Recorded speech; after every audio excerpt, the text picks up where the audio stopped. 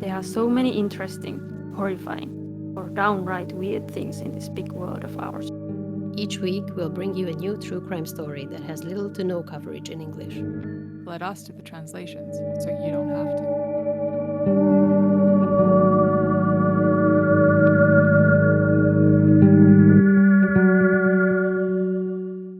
I'm Laura. I'm Petra. And I'm Victoria. Welcome back to Translation Murder. If hopefully this is not someone's, it's already someone's second time, third time listening to us. This would be a random episode to start the series. Yeah. But also, if you're a first-time listener, welcome. Welcome. Yes, but I mean, maybe if it's the newest one. Yeah. Okay, so in today's episode, we are going a little bit further back in time, like I mentioned last time, to the early 20th century. And actually, this was not intentional, believe it or not, but we are going back to the same region in Hungary that I usually end up talking about, which is the southern Great Plain region. And it's around, in and around, mostly around the small villages close to the city of Szeged. Yeah. I don't know how I always end up here. I wanted to talk about this story, and I kind of didn't realize that it's from the same region, but it is so. Is it the region of crime? Yeah. Well, yeah, I was thinking, is it something not about you, Victoria, but actually about the region itself? I mean, I'm sure there's plenty of crime in the other regions as well, but yeah. Interesting. But then I was thinking that, okay, this seems to be the common theme for me, like fire is for you, Laura. Yeah. And I don't know. Fire, walk with me, Victoria. Exactly. Yeah. Okay. But yeah, so this is like a historical case, and it's centered around an almost like mythical figure that's quite well known in Hungary and often appears in Hungarian folklore and literature. And because it's a historical case, a lot of the details are kind of hazy or incomplete. So I will, always try to tell you if something seems to be a fact or if it's just maybe speculation, or at least the sources don't agree on some of the details. And I'm, as usual, mostly relying on secondary sources, so lots of news articles.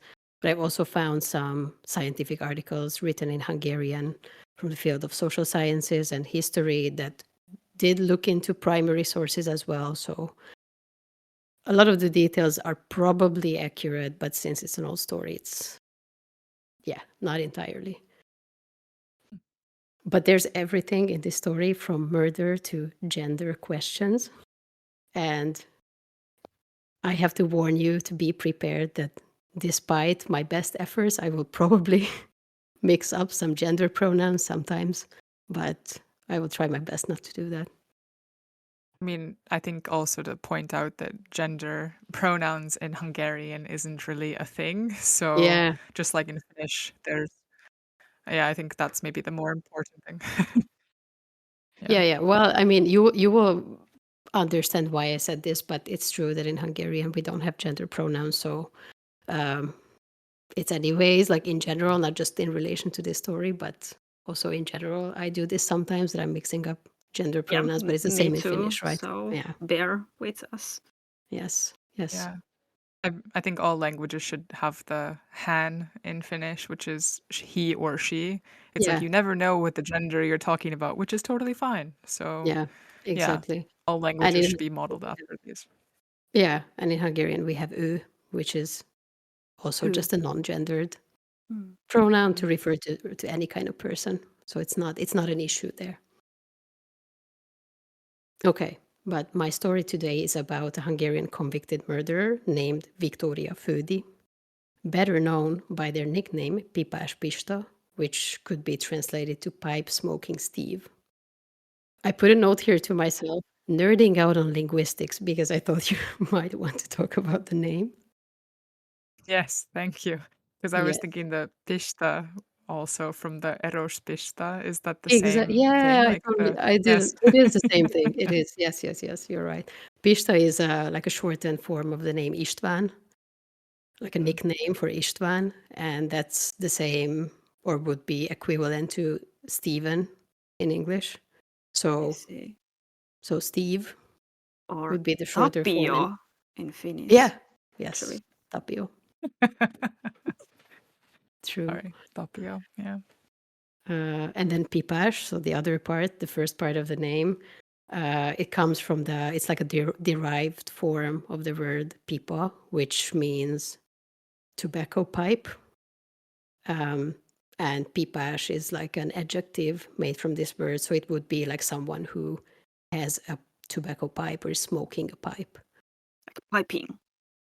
I found some English sources that they either mention this original name, Pipás Pista, with the explanation of the meaning, or they refer to them as Pipe Smoking Steve or Smoking Steve, which is a translation that I used as well. And there were also some old newspaper articles in English, I think from the US maybe, but I wasn't really able to find where they're from, that used the term or the name pipe smoking Peter.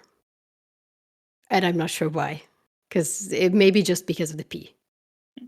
Yeah, I think it has to do with Yeah. the alliteration or something. It sounds a Yeah. bit better than Pipe Smoking Steve versus Pipe Yeah. Smoking Pete. But you Yeah. can just translate the name too. Like there's a similar, Yeah. or there's Yeah. an English version of the name.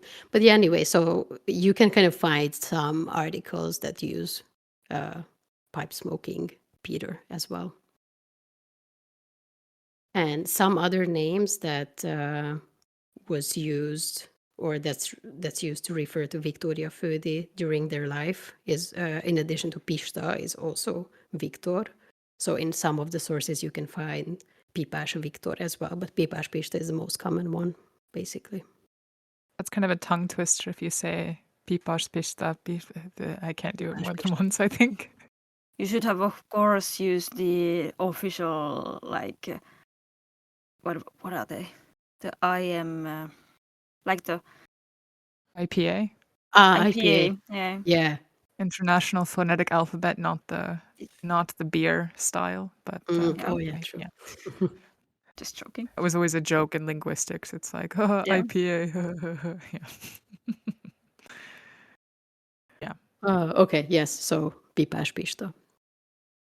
Mm-hmm. Pipás Pista was convicted for murdering 2 people, but in reality, they probably murdered many more. And these were likely all murder for hire situations. And another kind of important detail about them is that despite being born biologically female, Pipás Pista adopted a male identity and sort of challenged the traditional gender roles of rural Hungary in many ways, which I will tell you about in detail in this story.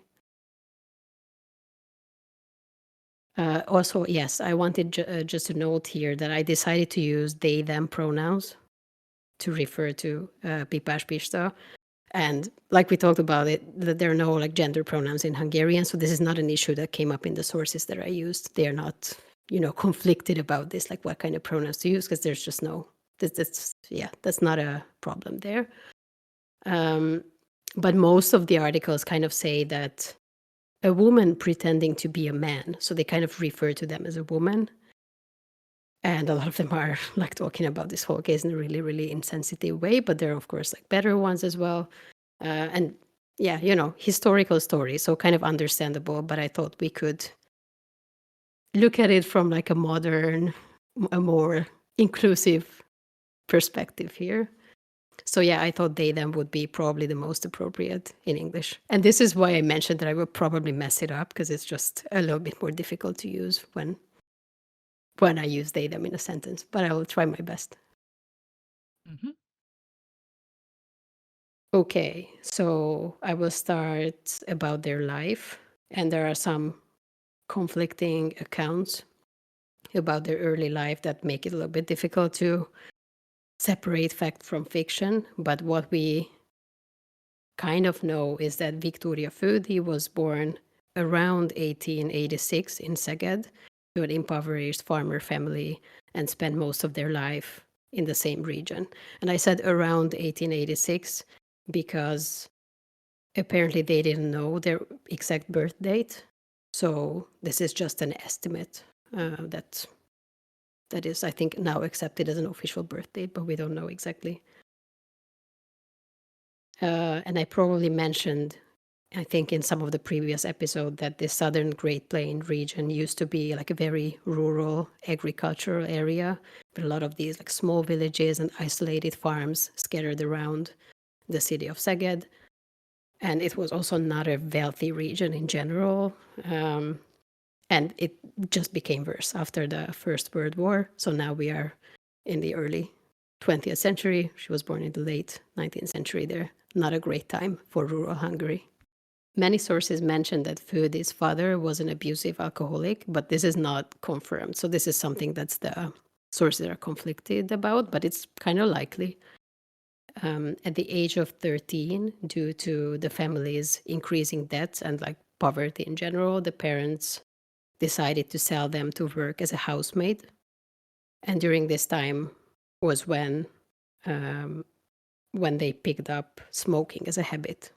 So that's where the nickname came from later.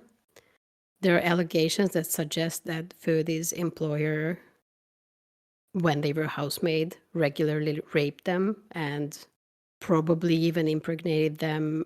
Not exactly sure. A lot of the sources are also conflicted about this, and there's no like concrete evidence to support these claims either. Yes. All right, I'm making uncomfortable faces now. I'm sorry. That was just, yeah. I have nothing to say. I'm just uncomfortable. Yeah.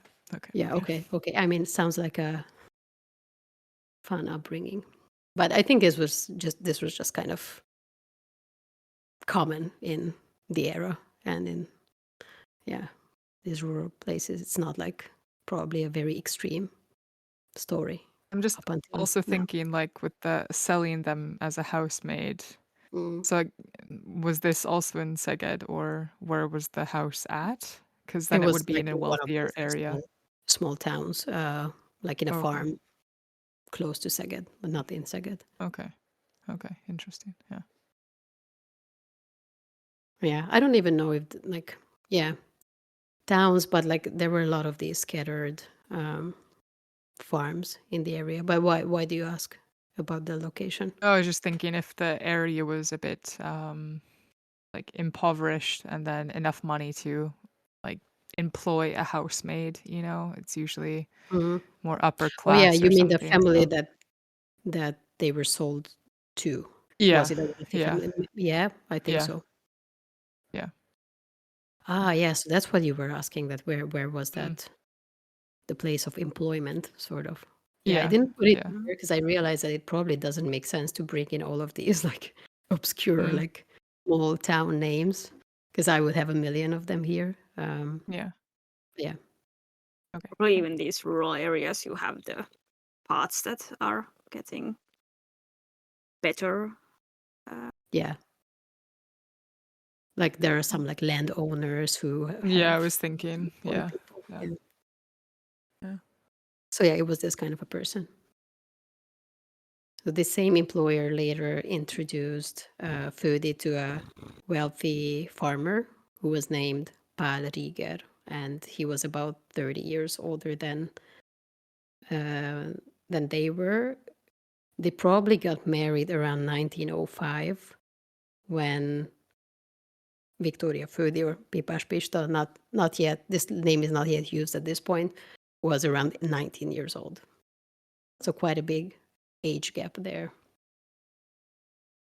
This marriage provided temporary stability, but it also ended up in divorce quite soon.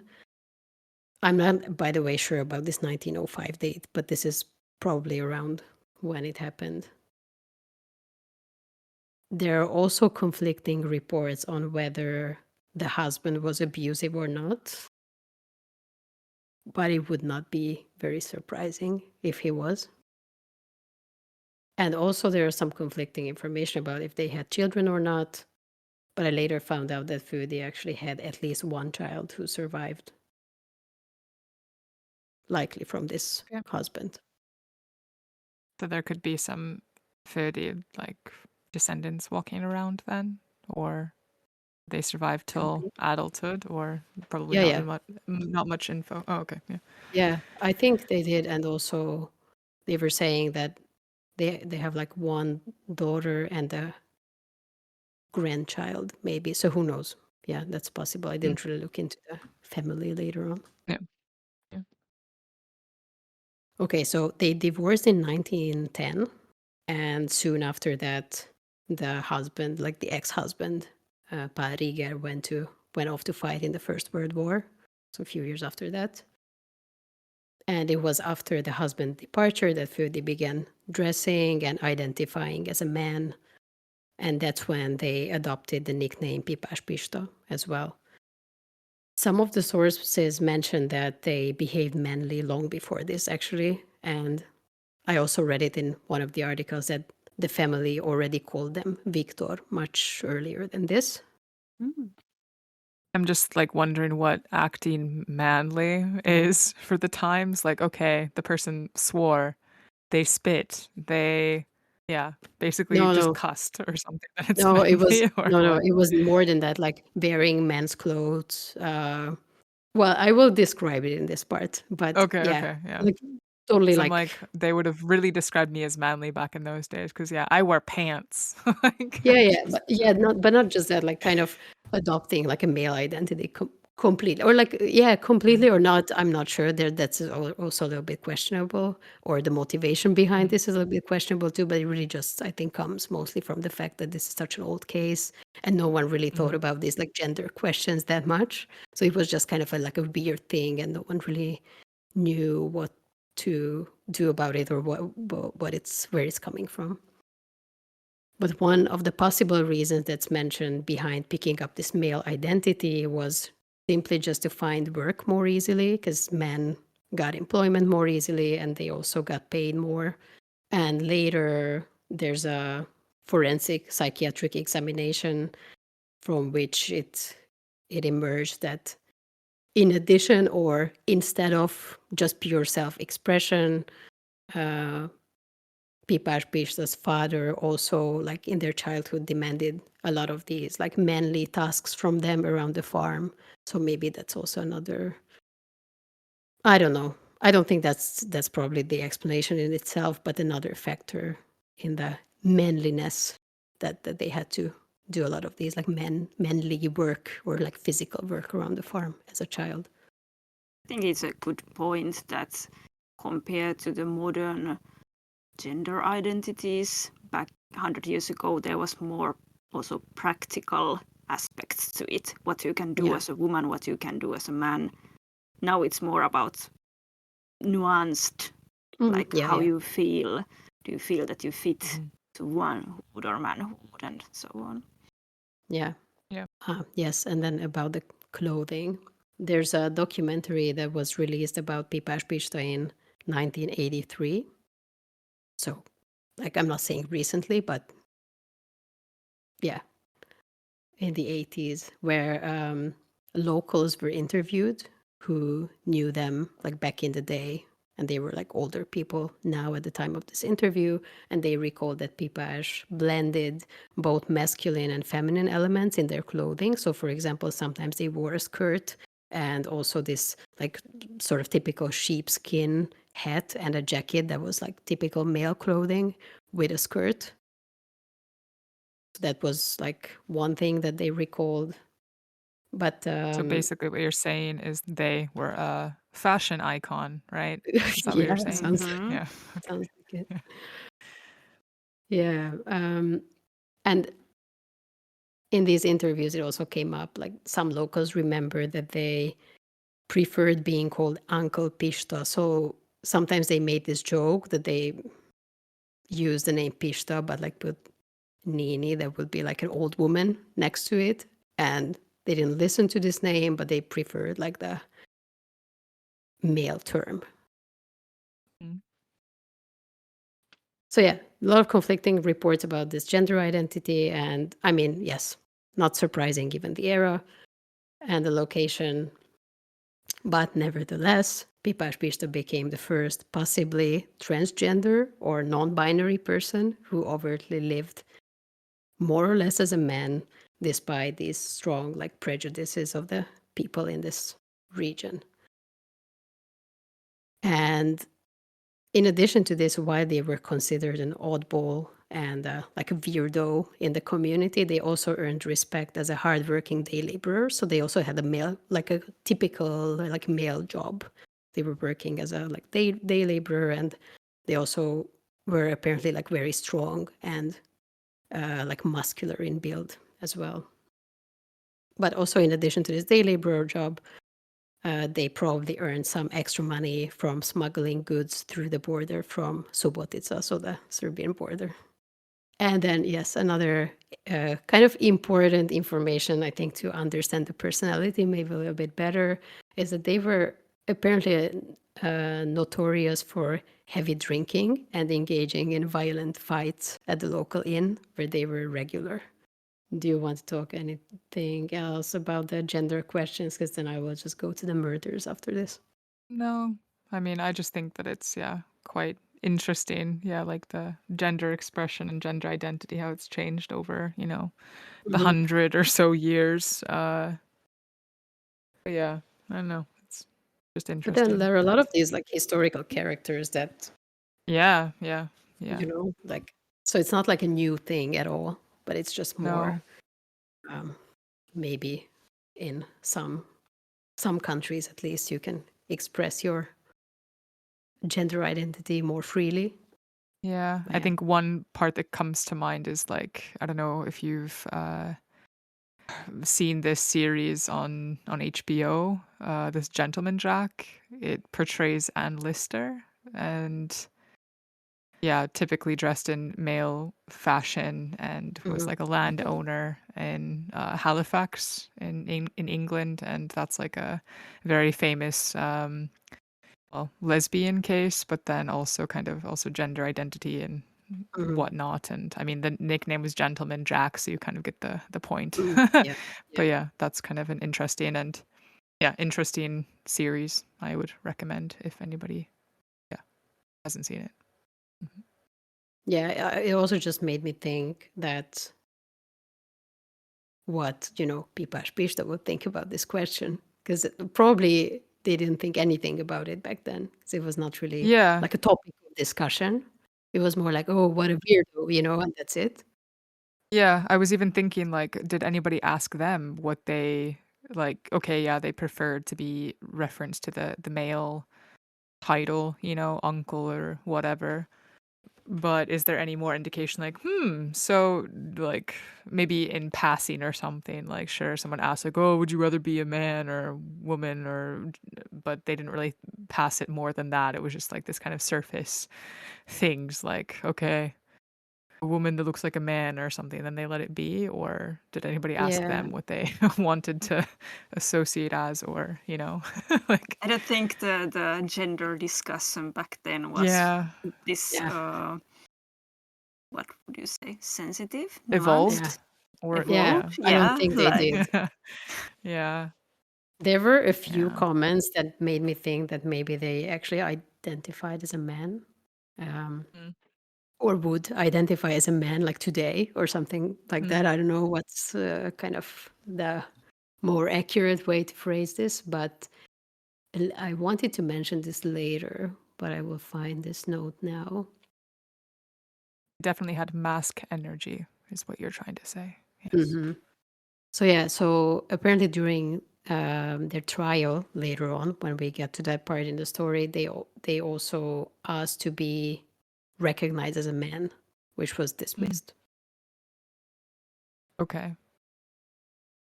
to me, Interesting. it sounds very straightforward. Like I think the Yeah. persons who have have gender identity other than the one they have biologically been born into has been a thing as long as people have existed.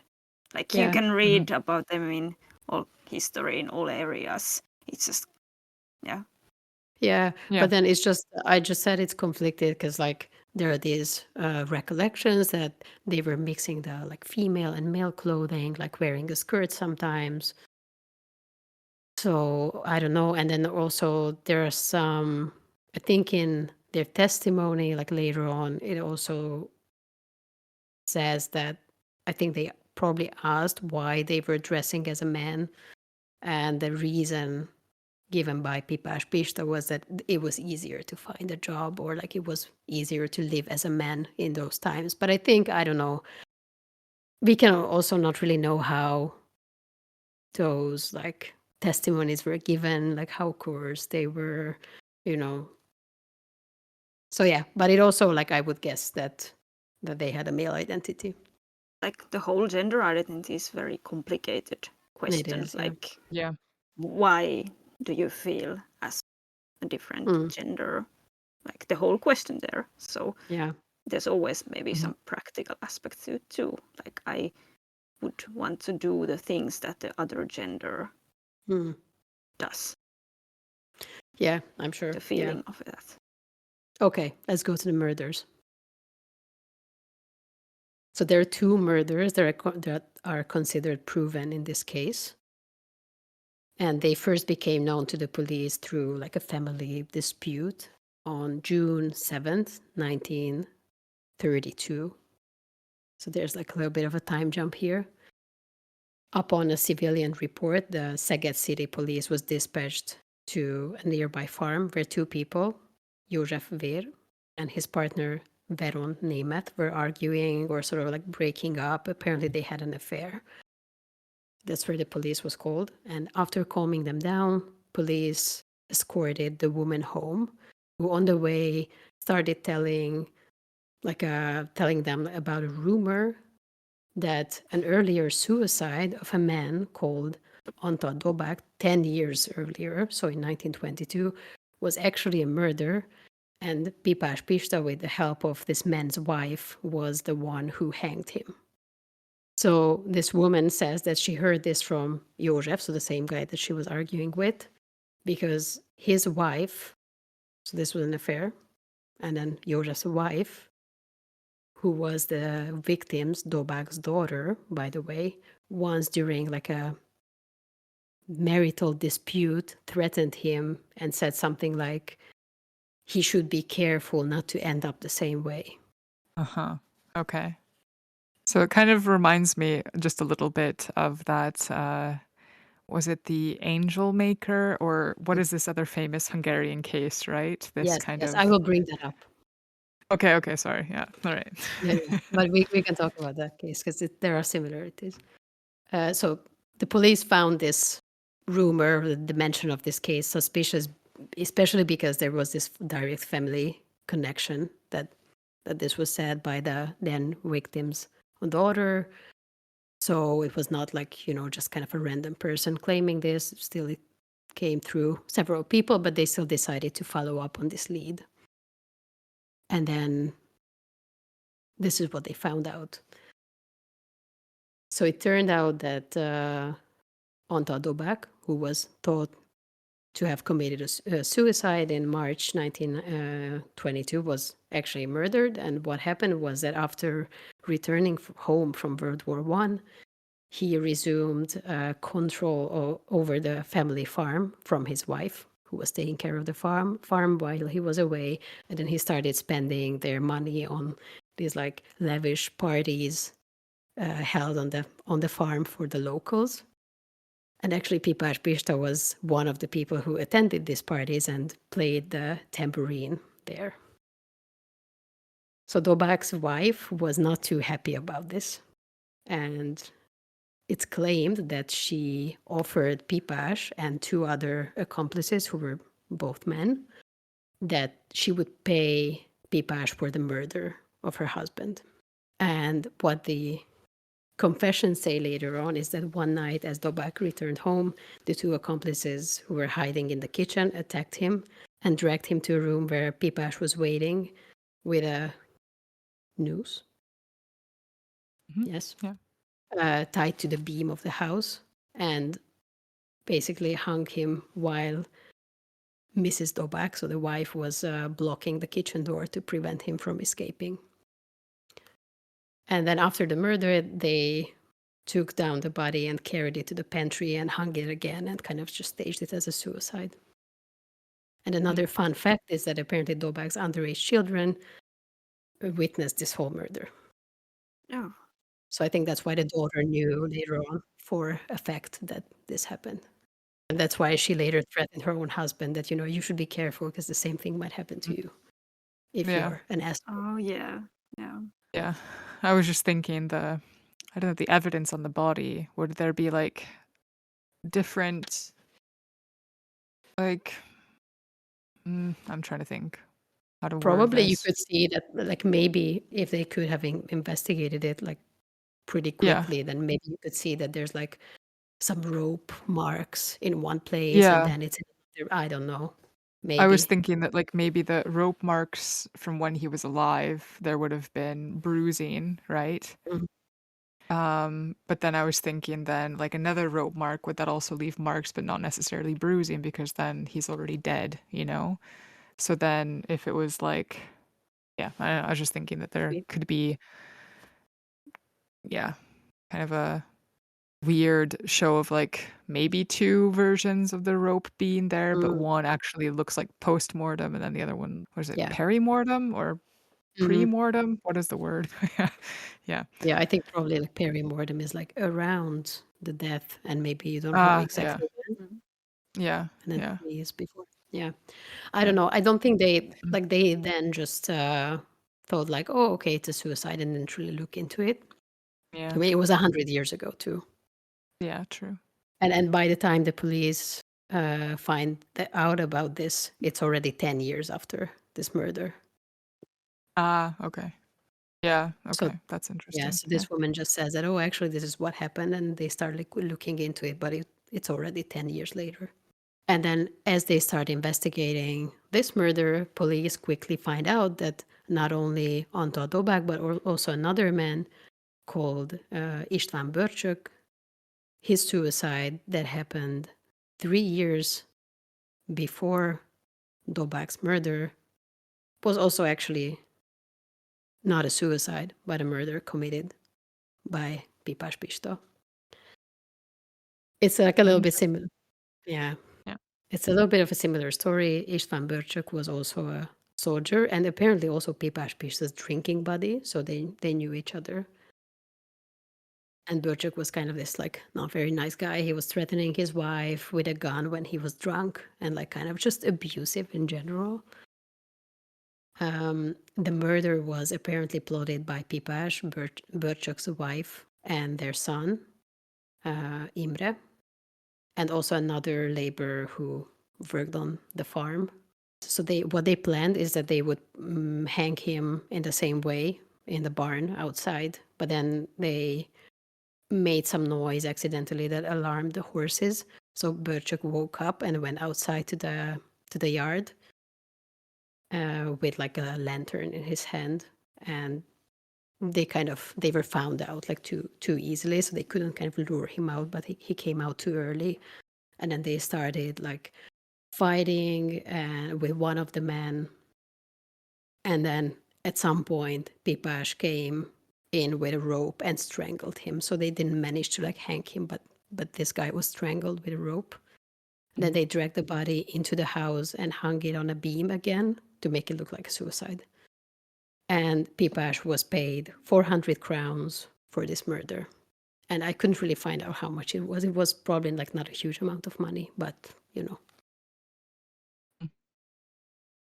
I mean, up to this point, I know murder is never the answer, but it seems a bit altruistic, kind of. Like, okay, minus the money, obviously.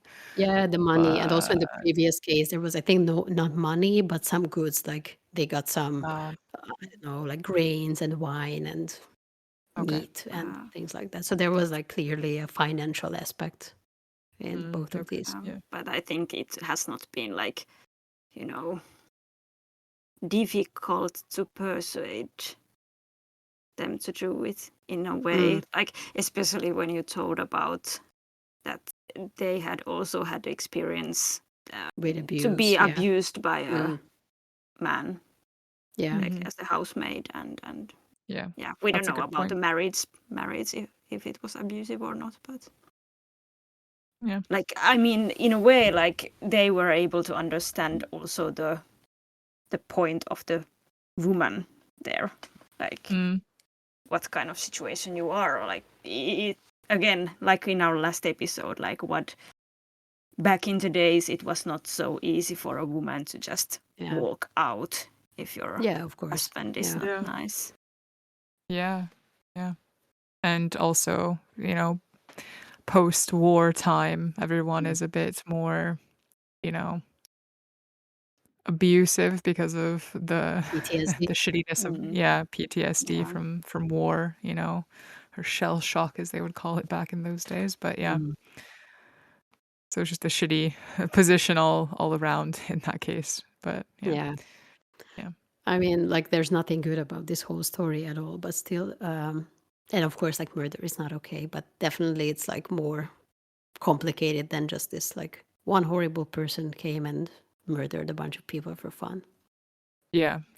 Definitely more issues. And I definitely like that the fact that Petra brought up the fact that they were abused previous to this, so they kind of allegedly they were abused, that they have kind of both perspectives. It's like I think there's it's kind of nice that I mean there was this one video I was watching or whatever on the internet, and there was a trans person. They were like, yeah, well, like, now I identify as male, but I'm able to kind of have the perspective of a female as well, because I, grew up with the gender identity of a female, and then now male, I'm able to pass as male in the society. So it's like you kind of have both perspectives, which is quite interesting, I think. So because despite even if you have felt like male from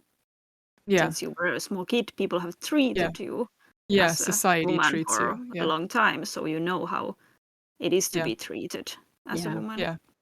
Yeah. Yeah, that's very true. But like, just, for the record, I want to add that still Pipás Pista didn't necessarily seem like a super nice person in every way. Like, there was like drinking and violent fights and like smuggling and, like all that. Yeah. But so that they were a person to, turn to when you're like, I would like to get my husband murdered. Who should I ask help? Yeah, at least that's the That's narrative something now. maybe about the person. Yeah. Yeah, there are also later some some sources say that later on in prison they really like regretted this and were thinking like how they could have done such horrible things, but still. Okay, so after the first report, or after the first rumors got to the police about this potential murder, suicide not being a suicide, but it was actually a murder, they quite quickly tracked down all the accomplices who were mentioned, and all of them confessed to these crimes. And practically a month and a half later, in July of 1932, they arrested all of the suspects together with Pipás Pista. But during the investigation, it came up that Pipás Pista had not only these two victims, but potentially more kind of similar ones. And according to the local law, they also helped dispose of husbands on several occasions in exchange for some compensation. So there was always like allegedly a financial aspect. And the method each time was similar, like this kind of strangulation and staging it as a suicide.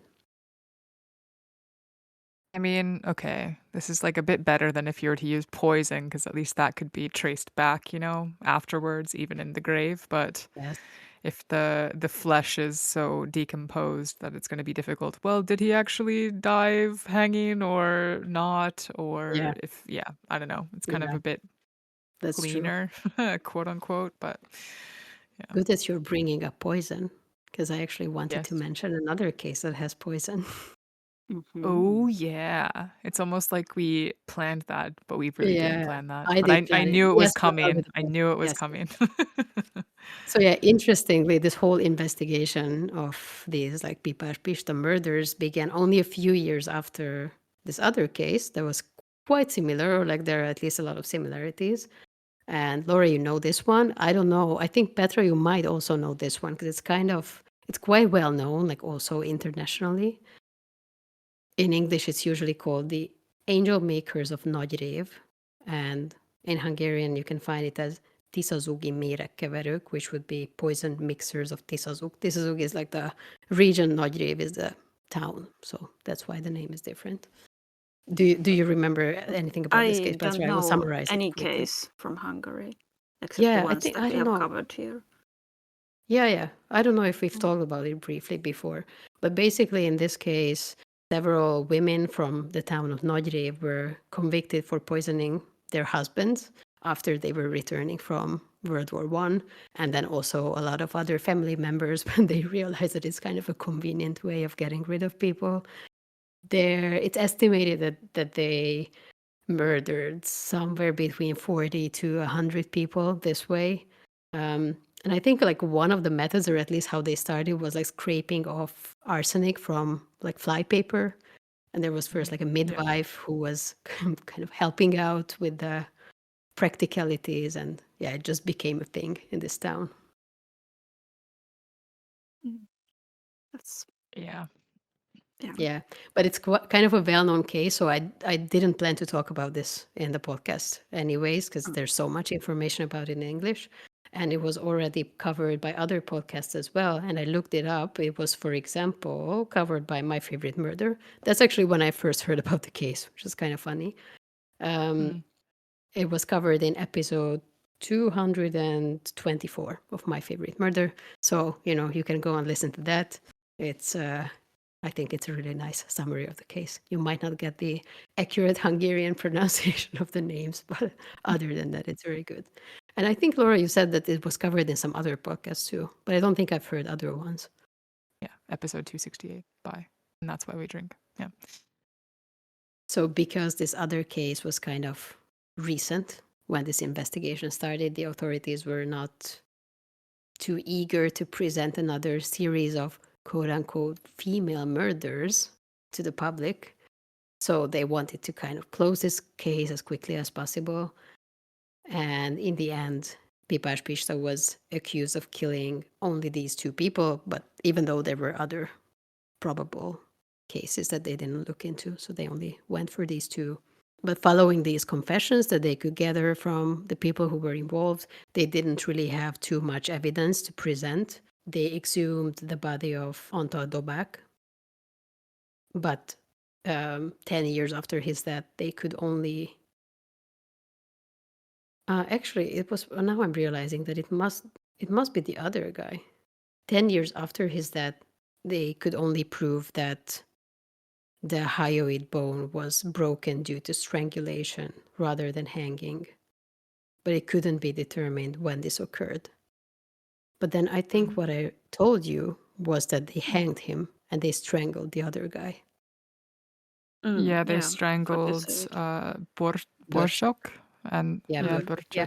And then I wonder if the sources mixed this up or I wrote something wrong in my notes. But anyway, there was not a lot of physical evidence. They could only find this out, and they couldn't examine Borsok's body, if I wrote this down correctly, because there were no official records of his burial, so they didn't know where his body was.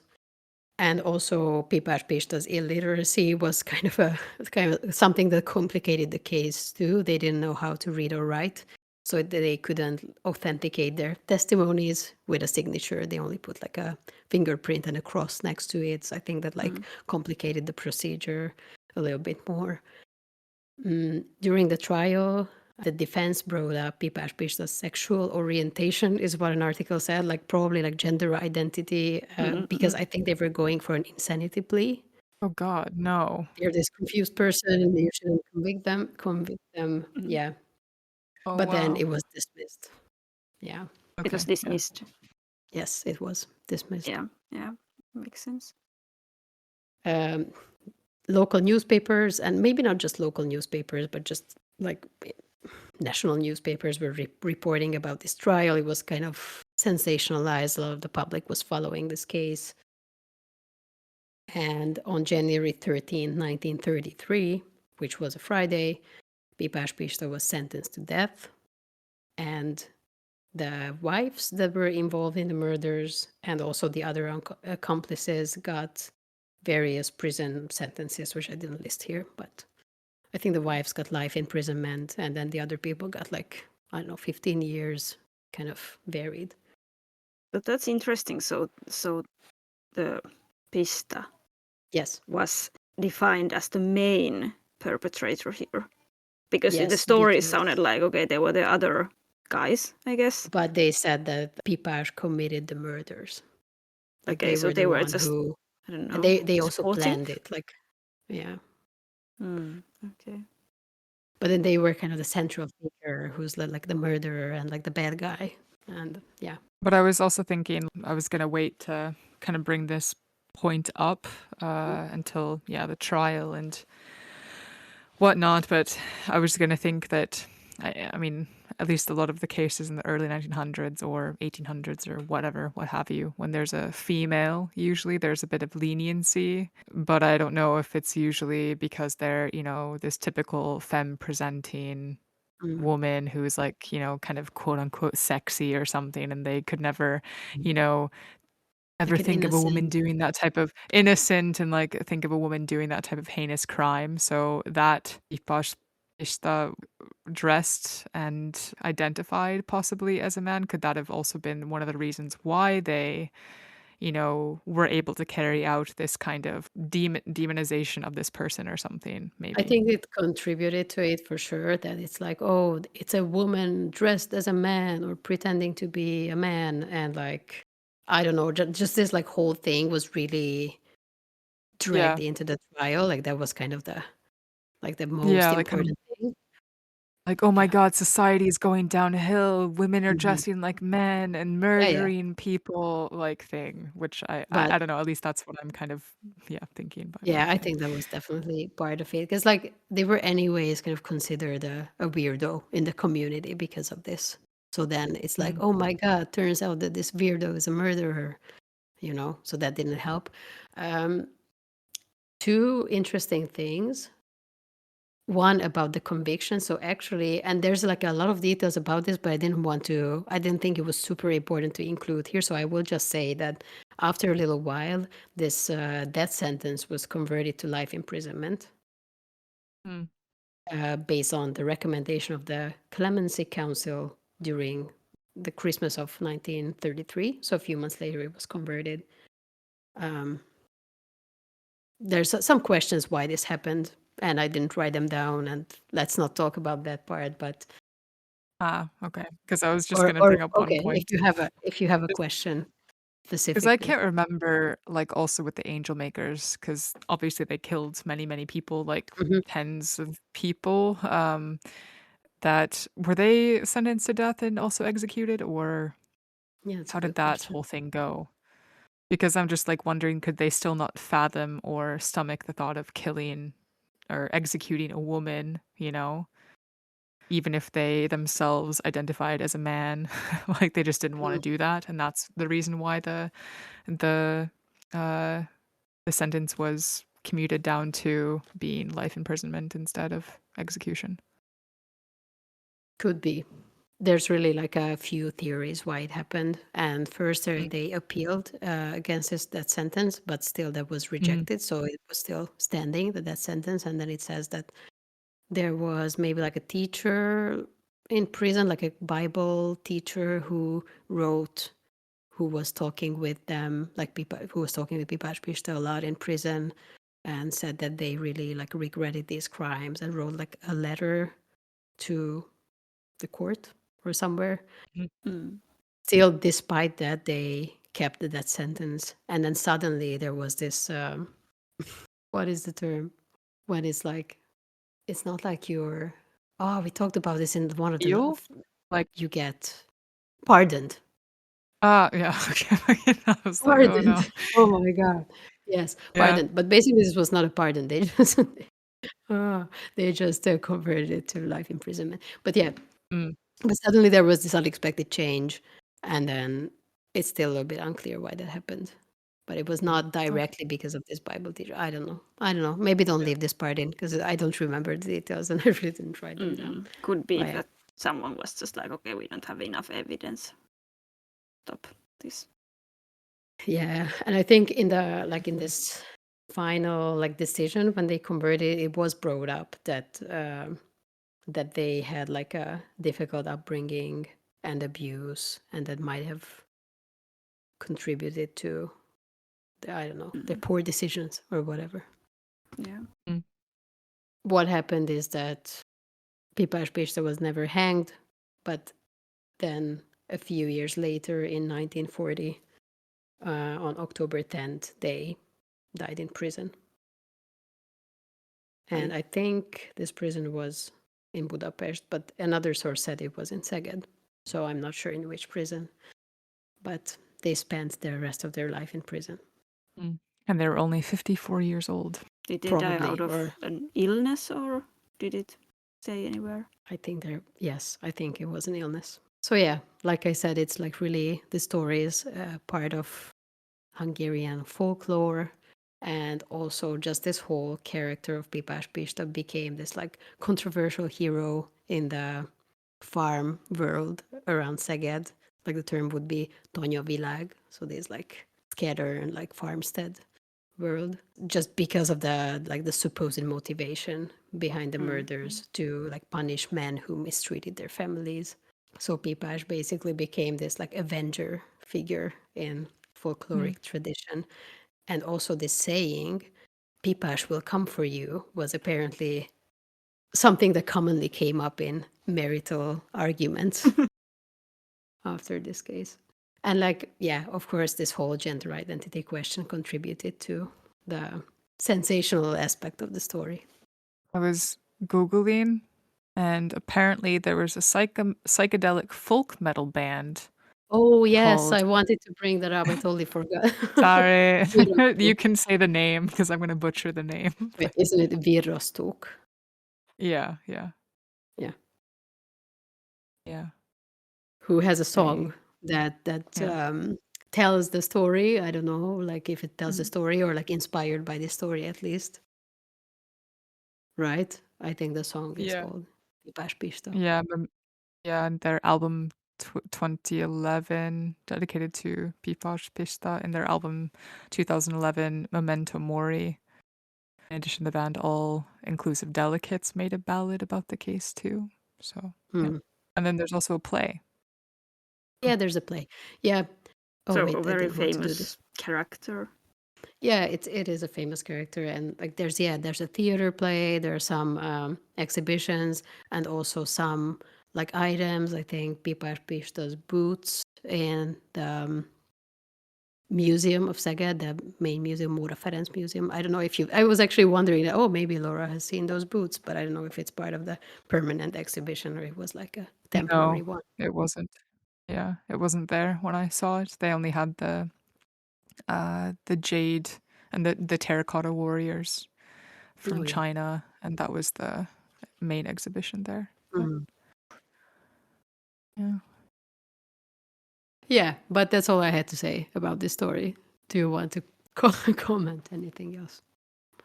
No, I think that was a pretty good episode. Like, I mean, of course, it was many things. Petra, what you gonna do? What are you gonna bring to the table for next week? I am thinking about Japan again. And the hint is that murders committed while working. Oh. That's vague enough for me not to find anything. Occupational murder. Occupational murder, yes, of Japan. Actually, I'm not 100% sure if it's while working, but at least related to working. Okay. Okay, still nothing related to curry. Okay, still waiting. Yeah, I think the curry and Yakuza. Yeah. We have requests. I found lots of Yakuza stuff, but yeah, it's too much for now. think you would need to do like 3 episodes on Yakuza alone, probably. I think there's enough content probably for that. Yeah. Yeah. Okay. So we have a plan for next week, and I guess that's kind of it. So you can follow us on Instagram at Translation Murder Podcast, and you can like our stuff. You'll see a hint for next week's episode, some pictures, and you'll also be able to learn some terminology from this week's episode. And yeah, even see a picture of Pipás Pista. And yeah, that would be kind of cool if you could follow us. And you can also send an email to translationmurderpodcast@gmail.com. And you can send your questions, comments, concerns there. But what is something that they should not send us, Petra? Dick pics. Yeah. They just need to stop. Just stop sending them. It's getting ridiculous at this point. And yeah, you can also go check out our webpage at translationmurderpodcast.com. And I think that's kind of it. Just, yeah, subscribe to our podcast on Spotify or wherever you get your podcasts. So, yeah, thank you, Victoria, for bringing this topic to our attention. And yeah, see you guys next week. Iparalla. Moi. Bye.